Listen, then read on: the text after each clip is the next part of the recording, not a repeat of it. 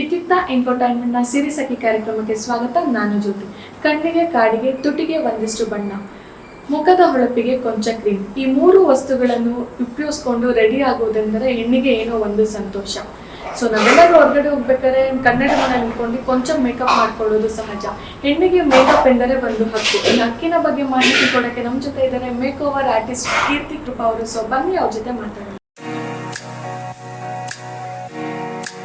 So ಈ beauty world career ನಿಮಗೆ ಹೇಗೆ ಸ್ಟಾರ್ಟ್ ಆಯಿತು? ಇವಾಗ ಇನ್ನೊಬ್ರು ಚೆನ್ನಾಗಿ ಕಾಣಿಸ್ಬೇಕು, ಇನ್ನೊಬ್ಬರಲ್ಲಿ ಚೆನ್ನಾಗಿ ಕಾಣಿಸಿದ್ರೆ ನನಗೆ ಒಂದು ಹೆಸರು ಅನ್ನೋದು ಬಂದು ಸೊ ತುಂಬ ಮುಂಚೆನೇ ಸ್ಟಾರ್ಟ್ ಆಗಿದೆ ಈ ಕರಿಯರ್ ಅಂದರೆ. ಇವಾಗ ಟೀನೇಜರ್ಗೆ ಸ್ಕಿನ್ ಟೋನ್ ಚೇಂಜ್ ಇರುತ್ತೆ, ಈ 30+ ಅಲ್ಲಿ ವುಮೆನ್ಸ್ಗೆಲ್ಲ ಚೇಂಜ್ ಇರುತ್ತೆ. ಅವ್ರಿಗೆ ಡಿಫ್ರೆನ್ಸ್ ಏನಿರುತ್ತೆ ಮೇಕಪ್ಪಲ್ಲಿ? ನಾವು ಟೀನೇಜರ್ಸ್ಗೆ ಎಷ್ಟೇ ಹೆವಿ ಮೇಕಪ್ ಮಾಡಿದ್ರು ಫುಲ್ ಗುಡ್ ಮೆಚೂರ್ ಸ್ಕಿನ್ ಆಗಿರೋರಿಗೆ ನಾವು ತುಂಬ ಮೇಕಪ್ ಮಾಡಿದ್ರೆ ಅವ್ರಿಗೆ ಅದು ಚೆನ್ನಾಗಿ ಕಾಣೋದಿಲ್ಲ.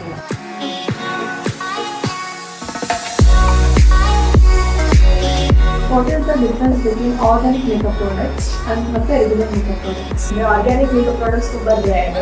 ಫುಲ್ ಫೇಸ್ಗೆ ನಮ್ಗೆ ಏನು ಬೇಕು ಪ್ರತಿಯೊಂದು ಆರ್ಗ್ಯಾನಿಕ್ ಆಗಿ ಮಾಡೋಕ್ಕಾಗೋದಿಲ್ಲ. ರೆಗ್ಯುಲರ್ ಪ್ರಾಡಕ್ಟ್ಸ್ ಅಂದರೆ ಅವರು ಕೆಮಿಕಲ್ಸ್ ಇಂದ ಯೂಸ್ ಮಾಡಿರ್ತಾರೆ. That is only difference. Summer season ಅಂದರೆ ಹೊರಗಡೆ ಹೋಗ್ಬೇಕಾದ್ರೆ ಟ್ಯಾನ್ ಆಗಿರ್ತೀವಿ. ಸೊ ಆ ಟ್ಯಾನ್ನ ಹೇಗೆ ನಾವು ರಿಕವರ್ ಮಾಡ್ಬೋದು? ಬಿಕಾಸ್ ಟ್ಯಾನ್ ಅಂದರೆ ನಾವು ಕಂಟ್ರೋಲ್ ಮಾಡೋಕ್ಕಾಗಲ್ಲ ಹೊರಗಡೆ ಹೋಗ್ಬೇಕಾದ್ರೆ. ಸೊ ಅದಕ್ಕೆ ಏನಾದ್ರು ಟಿಪ್ಸ್ ಏನಾದ್ರು ಕೊಡ್ತೀವಿ? ನ್ಯಾಚುರಲಿ ನಾನು ಯಾವುದೂ ಕೆಮಿಕಲ್ ಬೇಸ್ ನಾನು ಪ್ರಿಫರ್ ಮಾಡೋದೇ ಇಲ್ಲ. ಸೊ ನ್ಯಾಚುರಲ್ ವೇ ಅಂದರೆ ನಾವು ಮೊಸರು ಹಾಕ್ತಾರೆ. ನಮ್ಮ ಆ್ಯಕ್ಚುಲಿ ಇದೇನು ನ್ಯಾಚುರಲ್ ಟಿಪ್ಸ್ ಅನ್ನೋದು ನಮ್ಮ ತಂದೆ ತಾಯಿನೇ ಕೊಡ್ತಾರೆ.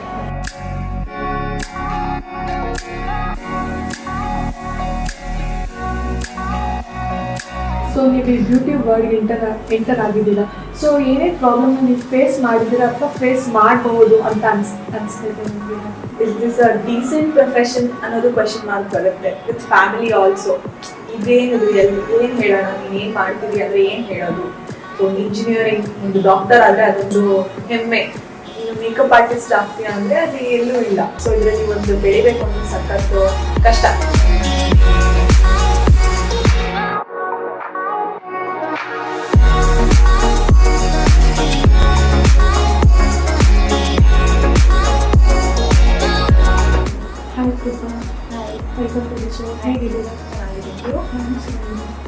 ಸೊ ಈ ಬ್ಯೂಟಿ ವರ್ಲ್ಡ್ ಕೆರಿಯರ್ ನಿಮಗೆ ಹೇಗೆ ಸ್ಟಾರ್ಟ್ ಆಯಿತು?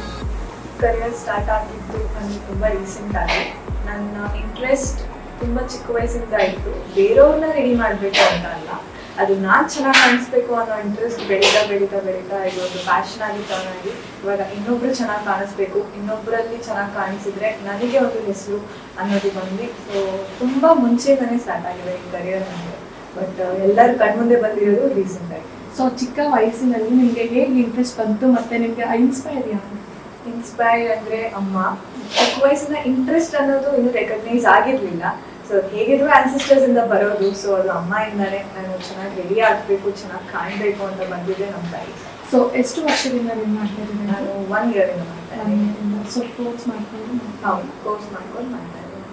ಓಕೆ. ಈ ಮೇಕಪ್ ಆರ್ಟಿಸ್ಟಲ್ಲಿ ಎಷ್ಟೊಂದು ಜನ ಸೆಲೆಬ್ರಿಟಿ ಮೇಕಪ್ ಆರ್ಟಿಸ್ಟ್ ಇರ್ತಾರೆ. ಅವರು ನಿಮಗೆ ಏನಕ್ಕೆ ಇಷ್ಟ ಮತ್ತು ಅವ್ರು ಯಾವ ಲುಕ್ ಇಷ್ಟ ಆಗುತ್ತೆ ನಿಮಗೆ ಅವ್ರು ಮೇಕಪ್ ಮಾಡೋದು? ಆ ಥರ ಬೇರೆಯವ್ರದ್ದು ನೋಡಿ ನಾನು ಇನ್ಸ್ಪೈರ್ ಆಗಿರೋದು ಇನ್ನೂ ಇಲ್ಲ. ಬಿಕಾಸ್ ನಾನು ಬೇರೆ ಯಾವುದೋ ಸೆಲೆಬ್ರಿಟಿ ಮೇಕಪ್ ಆರ್ಟಿಸ್ಟ್ ನನಗೆ ಫೇವ್ರೇಟ್ ಅನ್ನೋಂಥ ಯಾರೂ ಇಲ್ಲ. ಸೊ ನಾನು ಇನ್ಸ್ಪೈರ್ ಆಗಿರೋದು ಅಂದರೆ ನಮ್ಮ ಅಮ್ಮಯಿಂದ. ಸೊ ನಾನು ರೀಕ್ರಿಯೇಟ್ ಮಾಡ್ತಿದ್ದೀನಿ, ನನ್ನ ಲುಕ್ ನಾನು ಕ್ರಿಯೇಟ್ ಮಾಡ್ತಾ ಇದ್ದೀನಿ. ಸೊ ಇನ್ನು ಯಾರ್ದು ಇಷ್ಟ, ಯಾರ್ದು ನಾನು ಇನ್ಸ್ಪೈರ್ ಆಗಿರೋದಿಲ್ಲ. ಓಕೆ. ನಿಮಗೆ ಈ ಫೀಲ್ಡ್ ಬರೋಕ್ಕೆ ಯಾರು ನಿಮ್ಗೆ ಸಪೋರ್ಟ್ ಮಾಡಿದ್ದು? ಆಬ್ವಿಯಸ್ಲಿ ಅಮ್ಮ ಇನ್ಸ್ಪೈರ್ ಅಂತ ಹೇಳಿದ್ದೀರಾ. ಸಪೋರ್ಟ್ ಸಿಸ್ಟಮ್ ಕೂಡ ನಮ್ಮ ಅಮ್ಮನೇ. ನಾನು ಚಿಕ್ಕ ವಯಸ್ಸಿಂದನೂ ಅಷ್ಟೇ ಏನಾದರೂ ಇಂಟ್ರೆಸ್ಟ್ ಇದ್ದರೆ ಒಂದು ಹೆಜ್ಜೆ ಆಗೋಕ್ಕೆ ಯಾವಾಗಲೂ ತಡ ಬೀಳ್ತೀನಿ. ಸೊ ನನಗೆ ಇಲ್ಲ ನೀನು ಮಾಡಬಹುದು, ನಿನ್ನ ಕೈಲಿ ಆಗುತ್ತೆ ಅಂತ ಸಪೋರ್ಟ್ ಮಾಡಿ ಕೈ ಇಟ್ಕೊಂಡು ಕರ್ಕೊಂಡ್ಬರೋದು. ಯಾವುದೇ ಪ್ರೊಫೆಷನ್ ಆಗಿರಲಿ, ನಾನು ಬರೀ ಇದೇ ಅಲ್ಲ, ಪ್ರತಿಯೊಂದು ನಮ್ಮ ಲೈಫಲ್ಲಿ ಏನೇ ಇದ್ದರೂ ಅವರೇ ಸಪೋರ್ಟ್ ಸಿಗ್ತಾರೆ. ಓಕೆ. ನೀವು ಬೇಸಿಕಲಿ ಇದೇ ನೀವು ಕೋರ್ಸಾಗಿ ತೊಗೊಂಡಿರೋದಾ? ಪ್ಯಾಷನ್ ಪ್ರೊಫೆಷನ್ ಆಗಿ ಇನ್ನೂ ಚೂಸ್ ಮಾಡಿಲ್ಲ. ನಾನು ಇನ್ನೂ ಸ್ಟಡಿ ಮಾಡ್ತಾ ಇದ್ದೀನಿ, ಓದ್ತಿದ್ದೀನಿ. ಸೊ ಇದು ಪ್ಯಾಷನ್. ನನ್ನ ಸ್ಟಡೀಸ್ ಮುಗಿಸಿದ ಮೇಲೆ ಇದು ಪ್ಯಾಷನಾ ಪ್ರೊಫೆಷನಾ ಅಂತ ಅವಾಗ ಚೂಸ್ ಮಾಡಬೇಕು. ಇವಾಗ ನೀವು ಮೇಕಪ್ ಮಾಡಿರೋದ್ರಲ್ಲಿ ಯಾವ್ಯಾವ ಥರ ಕಾನ್ಸೆಪ್ಟ್ ಇಟ್ಕೊಂಡು ಮಾಡಿದ್ದೀರಾ ನೀವು? ಕಾನ್ಸೆಪ್ಟ್ ನಾನು ಇಲ್ಲಿವರೆಗೂ ಮಾಡಿರೋದು ಅಂದರೆ ತುಂಬ ರೀಕ್ರಿಯೇಷನ್ಸ್ ಮಾಡಿರೋದು. ಸೊ ಹಳೆ ಕಾಲದ ರೀಕ್ರಿಯೇಷನ್ ಆಗಿರಲಿ, ರವಿವರ್ಮ ಪೇಂಟಿಂಗ್ಸ್ ಆಗಿರಲಿ, ಆಮೇಲೆ ಬಾಹುಬಲಿ ತುಂಬ ಫೇಮ್ ಆಗಿದೆ. ಸೊ ಅದರಲ್ಲಿ ಒಂದು ಕ್ಯಾರೆಕ್ಟರ್ಸ್ನ ಚೂಸ್ ಮಾಡ್ಕೊಂಡು ನಾನು ಮಾಡಿದ್ದೀನಿ. ಸೊ ಚೂಸ್ ಮಾಡ್ಕೊಂಡು ಇದಿಷ್ಟ ಅದಿಷ್ಟ ಅನ್ನೋದಿಲ್ಲ. ನಾನು ಮಾಡಿರೋ ಪ್ರತಿಯೊಂದು ರೀಕ್ರಿಯೇಷನ್, ಮಾಡಿರೋ ಪ್ರತಿಯೊಂದು concept it's my favourite. So Baahubali character choose ಮಾಡಿದ್ದೀನಿ ಅಂತ ನೀವು ಯಾವ್ದು ಮಾಡ್ತೀರಾ? ಫಸ್ಟ್ ಅಮರೇಂದ್ರ ಬಾಹುಬಲಿ ಅದು, ಆಮೇಲೆ Devasena as A couple shoot ಮಾಡಿದ್ದು. ಅದಾದ್ಮೇಲೆ ಅವ್ರದ್ರಲ್ಲೇ ಇನ್ನೊಂದು ವರ್ಷನ್, ತಮನ್ನಾ ಮತ್ತೆ ಪ್ರಭಾಸ್ ಅವ್ರದ್ದು ಕೂಡ ಇನ್ನೊಂದು ವರ್ಷನ್ ಇದೆ. ಸೊ ಆ ವರ್ಷನ್ ಕೂಡ ಮಾಡಿದ್ವಿ. ಓಕೆ, ಇವಾಗ ಅಟ್ ಪ್ರೆಸೆಂಟ್ ತುಂಬ ಟ್ರೆಂಡ್ಸ್ ನಡೀತದೆ ಯೂಟ್ಯೂಬಲ್ಲಿ. ಆ ಫ್ಲೋ ಅಲ್ಲಿ ನೀವು ಹೇಗೆ ಸ್ಟೇ ಆಗ್ತೀರಾ? Flow it is just going, stay ಅನ್ನೋದಿಲ್ಲ. ಸೊ ಇನ್ನೊಬ್ರದ್ದು ನೋಡಿ ಅದ್ರಲ್ಲೂ ಇನ್ನೂ ಬೇರೆ ಏನಾದ್ರು ಚೇಂಜಸ್ ಮಾಡ್ಬೋದಾ, ಸೊ ಹಾಗೆ ನೋಡ್ಕೊಂಡು it is just creativity. Stay ಯಾವಿಲ್ಲ, just going with the flow, with the trend. So ಯಾವ್ದಾದ್ರು ನೀವು ಮೇಕಪ್ ಮಾಡ್ತೀರೋ ಕ್ಲೈಂಟ್ಗೆ, ಇಫ್ ನಾಟ್ ಸ್ಯಾಟಿಸ್ಫೈಡ್, ಅವರು ಸಡನ್ ಆಗಿ ಅವ್ರು ಮೇಕಪ್ ಮಾಡ್ಕೊಂಡಿರ್ತಾರೆ, ಅವ್ರಿಗೆ ಸ್ಯಾಟಿಸ್ಫ್ಯಾಕ್ಷನ್ ಆಗಲ್ಲ, ಸೊ ಅವ್ರು ನೀವು ಹೇಗೆ ರೆಸ್ಪಾನ್ಸ್ ಮಾಡ್ತೀರಾ? ಅವರು ಸ್ಯಾಟಿಸ್ಫಿಕೇಶನ್ ಅನ್ನೋದಕ್ಕಿಂತ ಅವ್ರಿಗೆ ಅಕ್ಸೆಪ್ಷನ್ ಆಗೋದಿಲ್ಲ. ಬಿಕಾಸ್ ಎಲ್ಲರೂ ದಿನ ಮೇಕಪ್ ಮಾಡ್ಕೊಂಡು ಅವ್ರಿಗೆ ಒಂದು ಸ್ಪೆಷಲ್ ಡೇ ದಿನ ಅವ್ರಿಗೆ ಚೆನ್ನಾಗಿ ಕಾಣಬೇಕು. ಇವಾಗ ನಡೀತಿರೋ ಜನರೇಷನ್ ಮೇಕಪ್ ಅಂತ ಜನರೇಷನ್ ನಡೀತಿದೆ. ಸೊ ಅವ್ರ ಸಡನ್ ಆಗಿ ನೋಡ್ಕೊಂಡು ಅವ್ರಿಗೆ ಅಕ್ಸೆಪ್ಟ್ ಮಾಡ್ಕೊಳಕ್ಕಾಗಲ್ಲ. ಸೊ ಅಟ್ ಮೂಮೆಂಟ್ ನಾವು ನಮ್ಮ ರೀತಿಯಲ್ಲಿ ಅವ್ರಿಗೆ ಹೇಗೆ ಚೆನ್ನಾಗಿ ಮಾತಾಡಿಸಿ ನಾವು ಒಂದು ನಮ್ಗೆ ಗೊತ್ತಿರೋ ನಾಲೆಜ್ ಅವ್ರಿಗೆ ಕೊಟ್ರೆ ಅದೇ ಅವ್ರಿಗೆ ಅರ್ಥ ಆಗುತ್ತೆ. ಓಕೆ ಫೈನ್, ನಾವು ತುಂಬಾ ಡಿಫ್ರೆಂಟ್ ಆಗಿ ಕಾಣ್ತೀವಿ, ಬಟ್ ಅದು ಚೆನ್ನಾಗಿ ಕಾಣ್ತಿಲ್ಲ ಅಂತಲ್ಲ, ನಾವು ಡಿಫ್ರೆಂಟ್ ಆಗಿ ಕಾಣ್ತಿದೀವಿ, ಅದನ್ನ ಆಕ್ಸೆಪ್ಟ್ ಮಾಡ್ಕೋಬೇಕು. ಸೊ ಅವಾಗ ಆ ರೀತಿ ಅವ್ರು ಅಕ್ಸೆಪ್ಟ್ ಮಾಡ್ಕೊಂಡ್ರೆ ಅವ್ರು ಆರಾಮಾಗಿರ್ತಾರೆ. What is the difference between, ಅಂದರೆ ಇವಾಗ ಟೀನೇಜರ್ಗೆ ಮೇಕಪ್ ಸ್ಕಿನ್ ಟೋನ್ ಚೇಂಜ್ ಇರುತ್ತೆ, ಈ 30+ ಅಂದರೆ ವುಮೆನ್ಸ್ಗೆಲ್ಲ ಚೇಂಜ್ ಇರುತ್ತೆ, ಅವ್ರಿಗೆ ಡಿಫ್ರೆನ್ಸ್ ಏನಿರುತ್ತೆ ಮೇಕಪ್ಪಲ್ಲಿ? ಅವ್ರಿಗೆ ಡಿಫ್ರೆನ್ಸ್ ಏನಂತಿದೆ ಅಂದರೆ ಅವ್ರದ್ದು ಸ್ಕಿನ್ ಟೋನ್ ಇಂದ ಟೆಕ್ಸ್ಚರ್ ಬೇರೆ ಇರುತ್ತೆ. ಟೀನೇಜರ್ಸ್ ಅಂದರೆ ಇನ್ನೂ ಬೆಳೀತಿದ್ದಾರೆ, ಸೊ ಅವ್ರ ಸ್ಕಿನ್ ಟೈಟ್ ಆಗಿರುತ್ತೆ. ಸೊ ನಾವು ಮಾಡೋ ಮೇಕಪ್ ನೀಟಾಗಿ ಕಾಣುತ್ತೆ. 30+ ಮೆಚೂರ್ ಸ್ಕಿನ್ ಅಂದರೆ ಅವ್ರ ಸ್ಕಿನ್ ಲೂಸ್ ಆಗಿರುತ್ತೆ. ಸೊ ಅವ್ರಿಗೆ ಮೇಕಪ್ ನಾವು ಲೆಸ್ ಅಮೌಂಟ್ ಮಾಡಿದ್ರೆ ಸೊ ಅವ್ರಿಗೆ ಒಂದು ಬೇಸಿಕ್ ಆಗಿ ಡೀಸೆಂಟ್ ಆಗಿ ಕಾಣುತ್ತೆ. ನಾವು ಟೀನೇಜರ್ಸ್ಗೆ ಎಷ್ಟೇ ಹೆವಿ ಮೇಕಪ್ ಮಾಡಿದ್ರು it look good. Mature skin ಆಗಿರೋರಿಗೆ ನಾವು ತುಂಬಾ ಮೇಕಪ್ ಮಾಡಿದ್ರೆ ಅವ್ರಿಗೆ ಅದು ಚೆನ್ನಾಗಿ ಕಾಣೋದಿಲ್ಲ. So just because the difference between the teenager and the mature skin is ಅವ್ರ ಟೀನೇಜರ್ ಸ್ಕಿನ್ ಟೈಟ್ ಆಗಿ ಕೂದಿರುತ್ತೆ ಅಂಡ್ ಇವ್ರದ್ದು ಸ್ವಲ್ಪ ಲೂಸ್ ಆಗಿರುತ್ತೆ. ಸೊ ಅದರಿಂದ ಅಷ್ಟೇ ಚೇಂಜಸ್, ಇನ್ನೇನಿಲ್ಲ. What is the difference between organic makeup products and ಮತ್ತೆ regular makeup products? Regular makeup products and organic makeup products ಅಂದರೆ ಆರ್ಗ್ಯಾನಿಕ್ ಮೇಕಪ್ ಪ್ರಾಡಕ್ಟ್ಸ್ ತುಂಬ ರೇರ್ ಅಂಡ್ ತುಂಬ ರೇರ್ ಪ್ರಾಡಕ್ಟ್ಸ್. ಫುಲ್ ಫೇಸ್ಗೆ ನಮ್ಗೆ ಏನು ಬೇಕು ಪ್ರತಿಯೊಂದು ಆರ್ಗ್ಯಾನಿಕ್ ಆಗಿ ಮಾಡೋಕ್ಕಾಗೋದಿಲ್ಲ. ಸೊ ಅದು ಒಂದು ಲಿಪ್ಸ್ಟಿಕ್ ಆರ್ಗ್ಯಾನಿಕ್ ಆಗಿ ಮಾಡ್ಬೋದು, ಒಂದು ಪೌಡರ್ ನಾವು ಯೂಸ್ ಮಾಡ್ಕೊಳ್ಳೋದು ಆರ್ಗ್ಯಾನಿಕ್ ಆಗಿ ಮಾಡ್ಬೋದು, ಬಟ್ ತುಂಬ ರೇರ್. ರೆಗ್ಯುಲರ್ ಪ್ರಾಡಕ್ಟ್ಸ್ ಅಂದ್ರೆ ಅವರು ಕೆಮಿಕಲ್ಸ್ ಇಂದ ಯೂಸ್ ಮಾಡಿರ್ತಾರೆ. That is only difference. ಈಗ ಲಿಪ್ಸ್ಟಿಕ್ ನಾವು ಒಂದು ಫ್ಲಾಸ್ ನ ಮಾಡಿರ್ತಾರೆ, ಒಂದು ಎಸೆನ್ಸ್ ಇಲ್ಲ ಒಂದು ಕಲರ್, ಏನೇನು ನ್ಯಾಚುರಲ್ ಅಂದ್ರೆ ಆರ್ಗ್ಯಾನಿಕ್ ಅಂದ್ರೆ ನಾವ್ ಏನ್ ಮಾಡ್ಬೇಕು, ಒಂದು ಪ್ಲಾಂಟ್ ಇಂದಾನೆ ಮಾಡಿರ್ತಾರೆ ಲಿಪ್ಸ್ಟಿಕ್. ಅವರು ಪೌಡರ್ ಒಂದು ಏನಂತಾರೆ ಟ್ರೀಸ್ ಇಲ್ಲ ಆ ಎಸೆನ್ಸ್ ಇಂದ ತಗೊಂಡ್ ಮಾಡಿರ್ತಾರೆ. Regular products completely chemicals. So ಅಷ್ಟು ಡಿಫ್ರೆನ್ಸ್ ರೆಗ್ಯುಲರ್ ಮತ್ತೆ ಆರ್ಗ್ಯಾನಿಕ್. ಯಾವತ್ತಾದ್ರೂ ನೀವು ಟ್ರೈ ಮಾಡಿದ್ದೀರಾ ಅವ್ರನ್ನ? ನಾನು ಆಸ್ ಆಫ್ ನಾವು ಇನ್ನೂ ಟ್ರಯಲ್ ಮಾಡಿಲ್ಲ, ಬಿಕಾಸ್ ನಾನು ಇನ್ನೂ ಶುರು ಮಾಡಿರೋದು. ಹೋಗ್ತಾ ಹೋಗ್ತಾ ಎಲ್ಲ ಎಕ್ಸ್ಪೆರಿಮೆಂಟ್ ಮಾಡಬೇಕು. ಇವಾಗ ಮೇಕಪ್ ಟ್ರೆಂಡ್ ಏನಿದೆ ಜಾಸ್ತಿ, ಇವಾಗ ಟ್ರೆಂಡಲ್ಲಿ ಯಾವ್ದು ಹೋಗ್ತಾ ಇದೆ ಮೇಕಪ್ಪಲ್ಲಿ? ಇವಾಗ ಮೇಕಪ್ ಟ್ರೆಂಡ್ ಅಂದ್ರೆ 1990s ಅಲ್ಲಿ 2000 ಅಲ್ಲಿ ಐಬ್ರೋ ಬಿಡ್ತ್ ಏನಿದೆ, ಲೆಂತ್ ಡಿಫರೆಂಟ್ ಇತ್ತು. ಆಮೇಲೆ ನಾವು ಯೂಸ್ ಮಾಡೋ ಬ್ಲಶ್ ಜಾಸ್ತಿನಾ ಕಡಿಮೆನಾ, ಹೈಲೈಟರು, ಆಮೇಲೆ ನಾವು ಕನ್ಸೀಲ್ ಮಾಡೋದು, ಆ ಡಿಫ್ರೆನ್ಸ್. ಇವಾಗ ಟ್ರೆಂಡ್ ಏನ್ ನಡೀತಿದೆ ಅಂದ್ರೆ ಎಲ್ಲ ಜಾಸ್ತಿನೇ. ಸೊ ನಾವು ಅದು ಜಾಸ್ತಿ ಆಗಿರೋದನ್ನ ಬ್ಯಾಲೆನ್ಸ್ಡ್ ಆಗಿ ತೋರಿಸ್ಬೇಕು. ಸೊ ಅದು ಐಬ್ರೋ ಲೆಂತ್ ಬಿಡ್ತು ಕೂಡ ಜಾಸ್ತಿ ಇರುತ್ತೆ. ಇವಾಗ ಅಂದ್ರೆ ಸೋಪ್ ಬ್ರೌಸ್ ಅಂತ ಬರ್ತಾ ಇದೆ ಇವಾಗ. ಸೊ ಟ್ರೆಂಡ್ ಅಲ್ಲಿ ಇರೋದು ಆ ತರ ಐಬ್ರೋ ಮಾಡೋ ತರ. ಲಿಪ್ಸ್ಟಿಕ್ ಓವರ್ಲೈನ್ ಮಾಡ್ತಾರೆ, ಅಂಡರ್ಲೈನ್ ಮಾಡ್ತಾರೆ. ಆಮೇಲೆ ಬ್ಲಶ್ ನ ಮುಂಚೆ ನಾವು ಚೀಕ್ಸ್ ಮೇಲೆ ಹಾಕ್ತಿದ್ರು. ಇವಾಗ ಏನಿದೆ ಅಂದ್ರೆ ಚೀಕ್ಸ್ ಟು ಫೋರ್ಹೆಡ್ ವರ್ಗೂ ಹಾಕ್ತಾರೆ, ಹೈಲೈಟಿಂಗ್ ಕೂಡ ಹಾಗೆ ಮಾಡ್ತಾರೆ.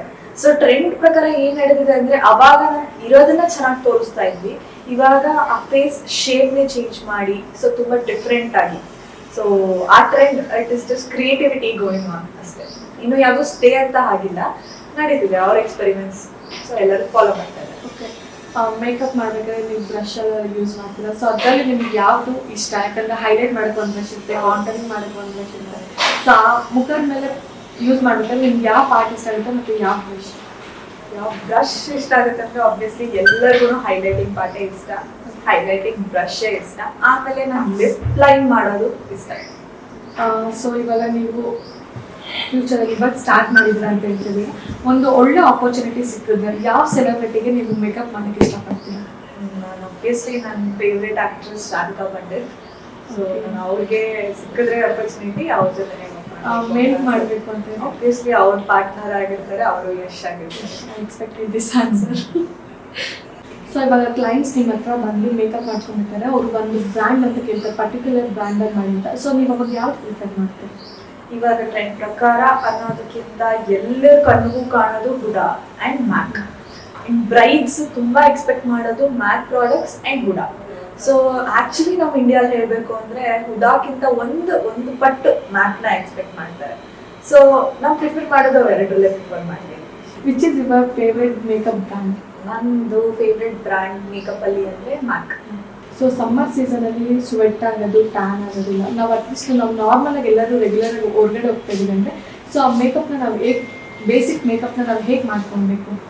ಸಮ್ಮರ್ ಆಗಿರೋದ್ರಿಂದ ಆ್ಯಂಡ್ ಸ್ವೆಟ್ ಜಾಸ್ತಿ ಆಗೋದು ಹೌದು ನಿಜ. ಸೊ ಅದರಿಂದ ನಾವು ನಾರ್ಮಲಿ ಮೇಕಪ್ ಮಾಡ್ಕೊಳೋವಾಗ ಫಸ್ಟು ಫೇಸ್ ಕ್ಲೀನ್ ಮಾಡಿ ಮಾಯ್ಶ್ಚರೈಸ್ ಮಾಡಿ ಸ್ಟಾರ್ಟ್ ಮಾಡುತ್ತೆ ಬೇಸ್. ಸೊ ಸಮ್ಮರ್ ಸೀಸನು ನಮ್ಮ ಫೌಂಡೇಶನ್ ಲಾಂಗ್ ಲಾಸ್ಟ್ ಆಗಬೇಕು, ಡೈಲಿ ಫುಲ್ ಡೇ 24 hours ಇರಬೇಕು ಅಂದರೆ ಫಸ್ಟ್ ನಾವು ಸೆಟ್ ಸ್ಪ್ರೇ ಹಾಕಬೇಕು. ಅದಾದಮೇಲೆ ನಾವು ಪೌಡರ್, ನಾವು ಸೆಟ್ ಮಾಡ್ಕೊಳಕ್ಕೆ ಯಾವಾಗ ಫೌಂಡೇಶನ್ ಆದಮೇಲೆ ಪೌಡರ್ ಹಾಕ್ತೀವಿ. ಬಟ್ ನಮಗೆ ಲಾಂಗ್ ಲಾಸ್ಟ್ ಆಗಬೇಕು ಅಂದರೆ ಇದೊಂದು ಟೆಕ್ನಿಕ್ಸ್, ಟಿಪ್ಸ್ ಥರ. ಸೊ ಫಸ್ಟ್ ನಾವು ಸ್ಪ್ರೇ ಮಾಡಿಕೊಂಡು ಆಮೇಲೆ ಪೌಡರ್ ಹಾಕಿ ಅದಾದ್ಮೇಲೆ ನಾವು ಫೌಂಡೇಶನ್ ಬೇಸ್ ಎಲ್ಲ ಮಾಡಿದ್ದೀನಿ ಅಂದರೆ ತುಂಬ ಲಾಂಗ್ ಲಾಸ್ಟಿಂಗ್ ಆಗಿರುತ್ತೆ. Like compare to the normal makeup ನಾವು ಮಾಡೋದಕ್ಕೆ ಮಾಡಲ್ ಶೂಟ್ಸ್ ಅದು ಇದು ಮಾಡ್ತೀವಲ್ಲ. ಸೊ ಡೈಲಿ ಬೇಸಿಸ್ಗೆ ಇದು ಒಂದು ಹಿಂಟ್. ಸಮ್ಮರ್ ಸೀಸನ್ ಅಂದರೆ ಹೊರಗಡೆ ಹೋಗ್ಬೇಕಾದ್ರೆ ಟ್ಯಾನ್ ಆಗಿರ್ತೀವಿ. ಸೊ ಆ ಟ್ಯಾನ್ನ ಹೇಗೆ ನಾವು ರಿಕವರ್ ಮಾಡ್ಬೋದು? ಬಿಕಾಸ್ ಟ್ಯಾನ್ ಅಂದರೆ ನಾವು ಕಂಟ್ರೋಲ್ ಮಾಡೋಕ್ಕಾಗಲ್ಲ ಹೊರಗಡೆ ಹೋಗ್ಬೇಕಾದ್ರೆ. ಸೊ ಅದಕ್ಕೆ ಏನಾದ್ರು ಟಿಪ್ಸ್ ಏನಾದ್ರು ಕೊಡ್ತೀರಾ? ನ್ಯಾಚುರಲ್, ನಾನು ಯಾವುದು ಕೆಮಿಕಲ್ ಬೇಸ್ಡ್ ನಾನು ಪ್ರಿಫರ್ ಮಾಡೋದೇ ಇಲ್ಲ. ಸೊ ನ್ಯಾಚುರಲ್ ವೇ ಅಂದರೆ ನಾವು ಮೊಸರು ಹಾಕ್ತಾರೆ ನಮ್ಮ, ಆ್ಯಕ್ಚುಲಿ ಇದೇನು ನ್ಯಾಚುರಲ್ ಟಿಪ್ಸ್ ಅನ್ನೋದು ನಮ್ಮ ತಂದೆ ತಾಯಿನೇ ಕೊಡ್ತಾರೆ. ಸೊ ಆ ಕಾಲದಲ್ಲಿ ಏನು ಮಾಡಿದ್ರು ಅದನ್ನೇ ನಾವು ಇವಾಗ ಮತ್ತೆ ರಿಪೀಟ್ ಮಾಡಬೇಕು ಅಷ್ಟೇ. ನಮ್ಮ ಪೊಟ್ಯಾಟೊ ಆಗಿರಲಿ, ಟ್ಯಾನ್ ರಿಮೂವ್ ಮಾಡೋದಕ್ಕೆ ಏನಂತಾರೆ ನಿಂಬೆ ಹಣ್ಣು ಇದು ಕೂಡ ಮಾಡ್ತಾರೆ. ಸೊ ಹಾಗೆ ನಮ್ಮ ಆನ್ಸಿಸ್ಟರ್ಸ್ ಏನು ಹೇಳ್ತಾರೆ ಅದನ್ನು ರಿಪೀಟ್ ಮಾಡ್ಕೊಂಡು.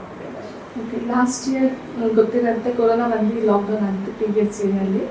ಸೊ ಆ ಟೈಮಲ್ಲಿ ನಿಮ್ಮ ಪ್ರಾಕ್ಟೀಸ್ಗೆ ನಿಮ್ಮ ಮೇಲೆ ನೀವು ಮೇಕಪ್ ಮಾಡ್ಕೊತಾ ಇದ್ರು ಅಥವಾ ಫ್ಯಾಮಿಲಿ ಮೆಂಬರ್ ಮೇಲೆ ಏನಾದ್ರು ಟ್ರೈ ಮಾಡ್ತಾ? ನಾನು ಫಸ್ಟ್ ನನ್ನ ಮೇಲೆನೆ ಸ್ಟಾರ್ಟ್ ಮಾಡ್ಕೊಟ್ಟಿದ್ದು. ಸೊ ಅದಾದ್ಮೇಲೆ ಅಮ್ಮ, ಒಬ್ವಿಯಸ್ಲಿ ಎಲ್ಲದಕ್ಕೂ ಅವರೇ ಅಮ್ಮನ ಮೇಲೆ ನಾನು ಪ್ರಾಕ್ಟೀಸ್ ಮಾಡ್ಕೊಂಡು ಅಮ್ಮ ಆಮೇಲೆ ಫ್ರೆಂಡ್ಸು ಆ ಥರ. ಯಾವ ಸ್ಕಿನ್ ಮೇಲೆ ನಾವು ಈಸಿಯಾಗಿ ಮೇಕಪ್ ಮಾಡ್ಬೋದು ಅಂತ ಅನ್ಸುತ್ತೆ? ಟೈಟ್ ಸ್ಕಿನ್ ಆ್ಯಂಡ್ ನಾನು ಟೀನೇಜರ್ಸ್ ಮತ್ತು ಮೆಚ್ಯೂರ್ ಸ್ಕಿನ್ ಅಂತ ಹೇಳಿದೆ.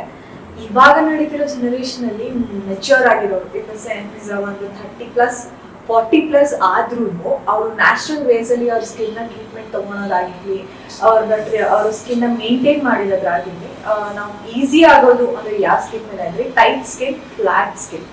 ಸೊ ಅದ್ರ ಮೇಲೆ ತುಂಬ ಈಸಿಯಾಗಿ ಮಾಡ್ಬೋದು ಆ್ಯಂಡ್ ಆ ಔಟ್ಲುಕ್ ಕೂಡ ತುಂಬ ಚೆನ್ನಾಗಿ ಬರುತ್ತೆ. ಸೊ ಇಷ್ಟೆಲ್ಲ ನೀವು ಟಿಪ್ಸ್ ಕೊಟ್ಟು, ಇಷ್ಟೆಲ್ಲ ಸಜೆಷನ್ಸ್ ಕೊಟ್ಟು ಒಂದು ಪ್ರೊಫೆಷ್ನಲ್ ಆಗಿ ಮೇಕಪ್ ಮಾಡ್ತಿದ್ದೀರಾ, ಇದನ್ನ ಗೈಡ್ ಮಾಡಿದ್ದು ಯಾರು ನಿಮಗೆ? ನಾನು ಕಲ್ತಿದ್ದು, ನನಗೆ ತುಂಬ ಆಸೆ ಇತ್ತು, ಬಟ್ ಏನು ಪರ್ಟಿಕ್ಯುಲರ್ ನನಗೆ ಇದೆ ಹಿಂಗೆ ಮಾಡಬೇಕು ಹಾಗೆ ಮಾಡಬೇಕು ಅಂತಿರಲಿಲ್ಲ.